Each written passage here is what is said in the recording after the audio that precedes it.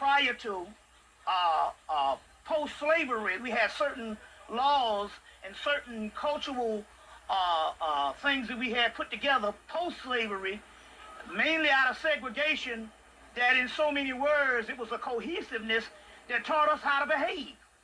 You know, things that happen, you know, but we talking about 30 years, going there almost 40 years prior to, you know,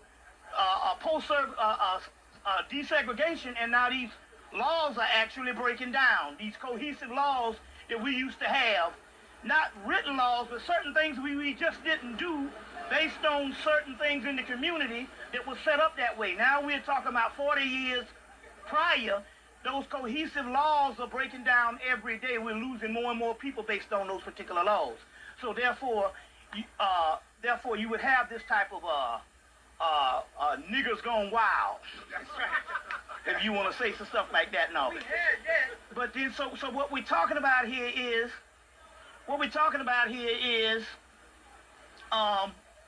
it goes into the same thing about assimilation. Whereas you would have W.E.B. Du Bois said, well, you know, we're trying to integrate, but what are we integrating into? That's right.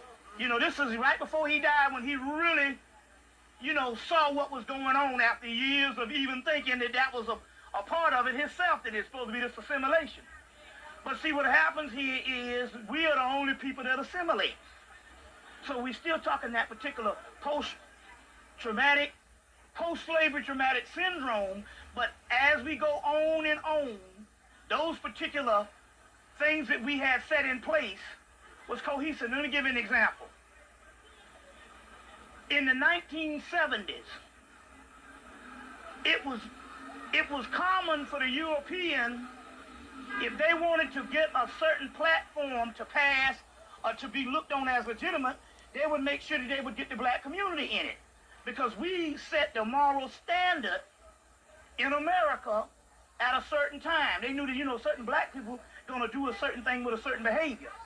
So that's how powerful our pre-slavery behavioral pattern was, based on segregation. So they understood if we wait about 30 to 40 years, what you doing what you want to do, that all that cohesive behavior that was standard of great common sense behavior would erode.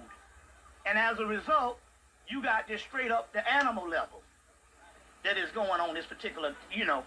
And so in so many words, what we had as in the particular aspect from 1865 to 1975 was our actual culture. And it was a culture that was birthed out of segregation, but we had a cohesiveness that worked for us. You see, so all of this type of thing, you see, they knew if they was to so-called have us to assimilate, we would be left with nothing. Because all that is eroding. You see what I'm saying? We can notice this now about little children, 2 and 3 years old, that would do certain things that we think is cute, that in my day would violate 4,000 ass whipping codes. That's right. That's right. And we think it's cute now. It is nothing now to say to take a little child and they draw back their hand. They could be in the mother, can't even walk, and I've seen them raise back their hand at a grown person. I've seen this happen. And we think these things are cute, so we're giving way to more things that we think is cute and all, is breeding the pathology into these monsters that we're looking at, and this starting from a young child. Whereas in our day, we had strict codes and stuff that you couldn't do certain things, and these things now, we think it's cute. You know what I'm saying? So we can see these types of things happening. And this is all a part of the erosion of our cohesive behavioral system that we had put together. Give me some questions right quick. I have a question. The Honorable Elijah Muhammad said you can tell the condition of a people by its women. Right. Elaborate more on that. Well, let me give you an example.